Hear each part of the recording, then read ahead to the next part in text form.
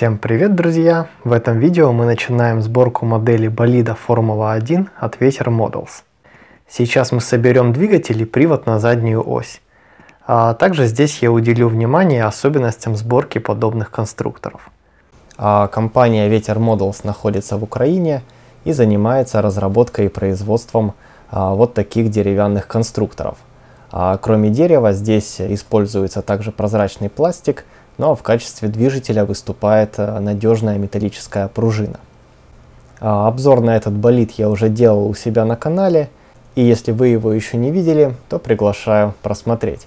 Ссылочку оставляю в описании под видео. Кстати, на сегодняшний день ассортимент Vetter Models расширился. Появился шикарный поезд и цветные модели такого болида.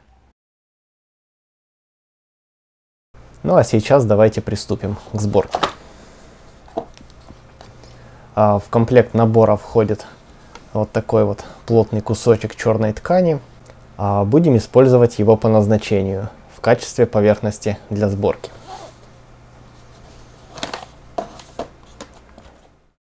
Сборка здесь, как и у большинства настоящих сборных моделей, начинается с двигателя. Схема достаточно интересная. Давайте разберем первый шаг, и дальше я на этом уже останавливаться не буду. Вот посмотрите, на странице нам дана плата, с которой необходимо отделить детали, ну а детали указаны соответствующим цветом. Также этим цветом помечен шаг. То есть, например, смотрим шаг номер 1, оранжевые детали, находим на схеме оранжевые элементы и соединяем их показанным образом. Далее зеленый шаг, используется двигатель, накрывается зеленым элементом. То есть собранные ранее детали дополняются еще одной. И, наконец, синий шаг. Смотрим, какие синие детали необходимо отделить, и также соединяем их указанным образом. Также особое внимание нужно обратить на условные обозначения.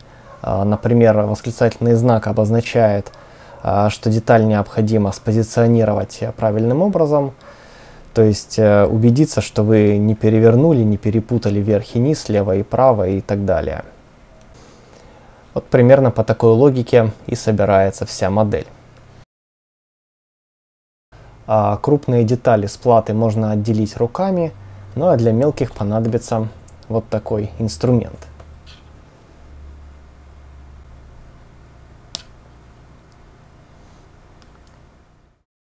Очень хорошо детали вырезаны лазером, с минимальным усилием все отделяется.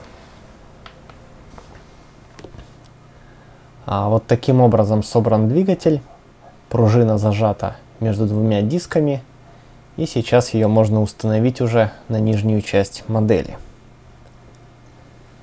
Вот сюда. И чтобы зафиксировать этот элемент, накрываем его крышкой.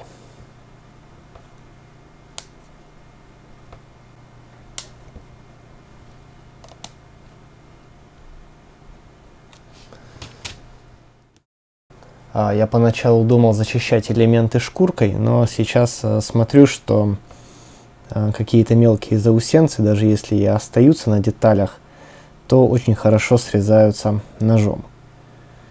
Я думаю, это гораздо аккуратнее, чем шлифовать. А вот этот инструмент еще помогает забивать мелкие детали на свое место. То есть вот таким вот образом их придавливаешь, и это гораздо удобнее, чем пытаться давить пальцем. Итак, моторчик на своем месте. Накрываем деталью и убеждаемся, что деталь спозиционирована верно. Вот таким образом.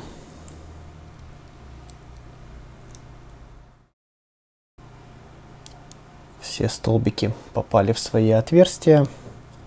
И сейчас аккуратно прижмем, и я думаю, все будет на месте.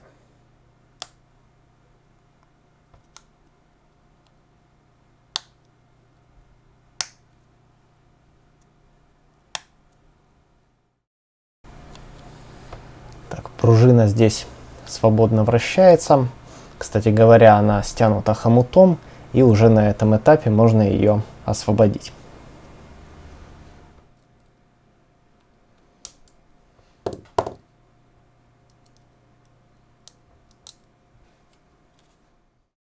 Продолжаем сборку двигателя и добавляем, так сказать, следующий этаж. Для этого в первую очередь выдавливаем опоры. Детали здесь, конечно, сидят достаточно плотно. Некоторые выходят лучше, некоторые хуже.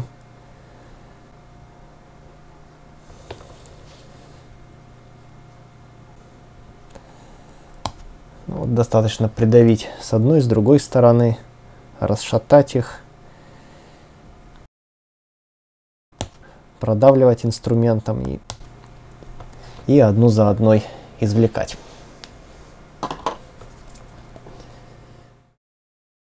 На первом уровне столбики немного отличались. Вот этот вот передний был не такой, как все остальные. Так что к этому моменту нужно было внимательно отнестись. Здесь же все столбики уже одинаковые. Вот так вот ставим их на свои места.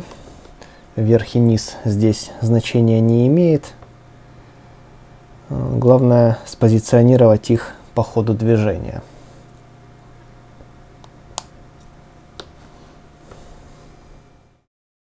Собираю сейчас рычаг для моторчика и хочу показать один момент. Вот посмотрите, если вам вдруг показалось, что на детали находится такая пометка, то вам не показалось. Действительно, некоторые детали помечены рисочками, номерами, ну или подобным образом, для того, чтобы вы могли их правильно спозиционировать. В инструкции соответствующая метка также указана.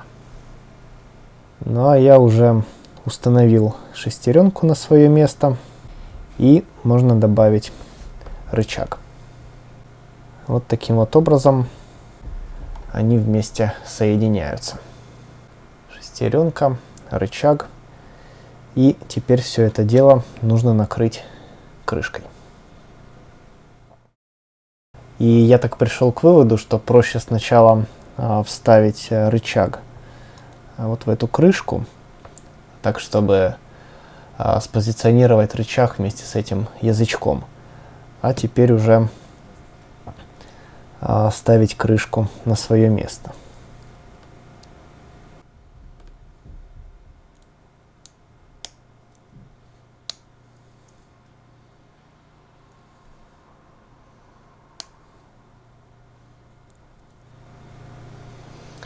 Так, рычаг переключается, фиксирует шестеренку и также освобождает ее.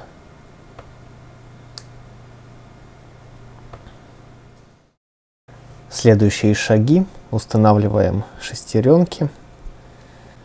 В целом тут ничего сложного. Очень красиво смотрится механизм с прозрачными элементами.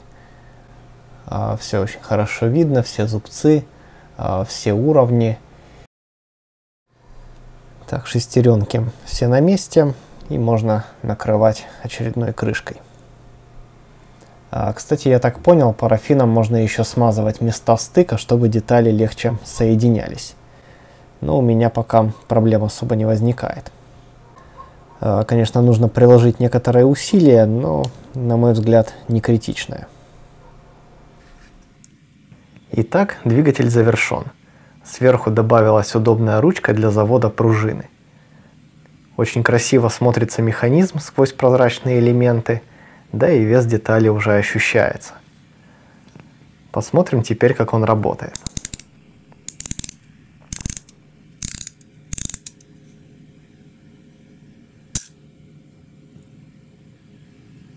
Теперь давайте соберем привод.